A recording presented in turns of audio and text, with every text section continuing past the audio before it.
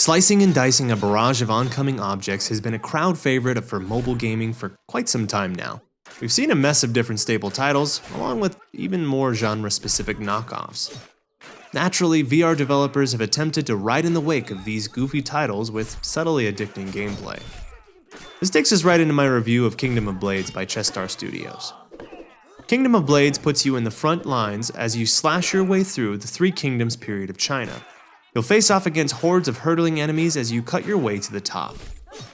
Let's dive into some details.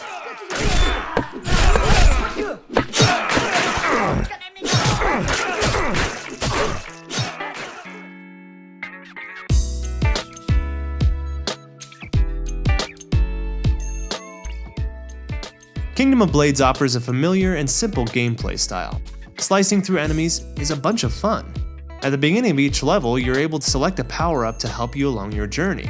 This will come in handy, offering the ability to slow down time or even calling for a barrage of reinforcements, gunning down numerous enemies as you watch your glorious minions wipe the field clean.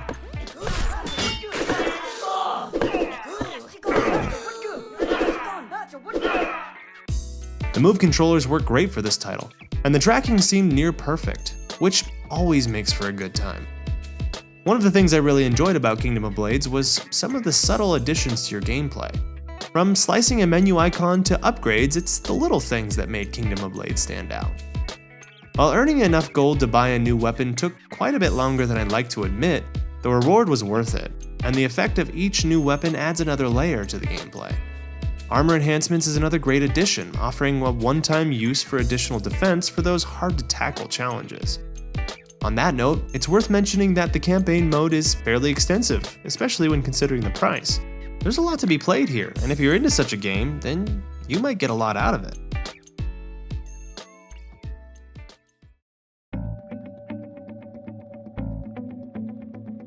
While the gameplay is fun and familiar, it can almost feel unfinished at times. For example, each new chapter shows a brief animation, bringing context to each battle. While it's nice to have some cutscenes and character to the sword swinging, these cutscenes often feel unfinished, with texture and some variety. On one hand, the animation has a cutesy aesthetic, making some of the movements and interactions between other characters laughable. I would argue that that's the only real upside to having these animations. The subtitles often change quickly, the translation struggles at times, and overall the storytelling elements seem just a bit unnecessary. Another issue I had was with the boss fights. There just didn't seem to be much variation at all. Each boss had a different look and would bring a different approach to their attack, but the differences were minimal. And the frantic slicing at one character a mere 2 feet in front of you grew tiresome quickly. It often made me question if there was a better approach. Maybe I was doing something wrong, perhaps a better swing technique for a stronger strike, but alas, the hyperactive swinging of the arms seemed to be the only choice. Honestly, bosses with less health that would step back from time to time and maybe send an extremely difficult wave of enemies hurtling at you would have been a more engaging way to play, in my book. Another complaint is with the movement. Your turning options are only to turn directly around using circle on your move controller. This would ultimately be fine, but when attempting to use different menu options like adding more armor perks or choosing a weapon, this can become tricky, as your tracking begins to get lost as you look away from the PlayStation camera. I didn't experience too much, but it did happen. It can also be a burden during certain boss battles, as the boss will jump behind you or around you, often slowly, giving you no real opportunity to dodge or attack as he glides past. My last issue lies in the environment. Overall, it just would have been nice to see more variations where each of these battles take place. I understand that the game itself isn't meant to be this expansive storytelling opportunity, but just would have been nice.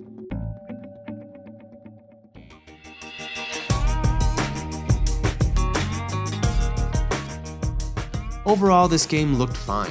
It boasts a cartoony style, and what it tries to do, it does well. My only beef again comes with the feeling that animations and combat environments would have just done a little bit better with just something more.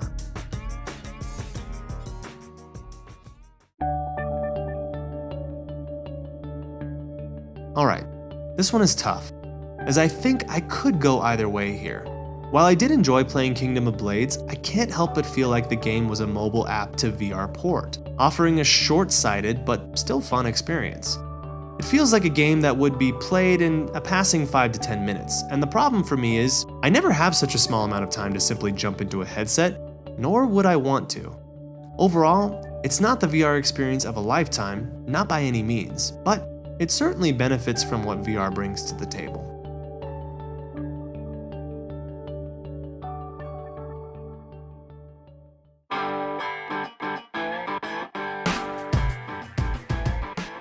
Kingdom of Blades is a fun, albeit small, little game.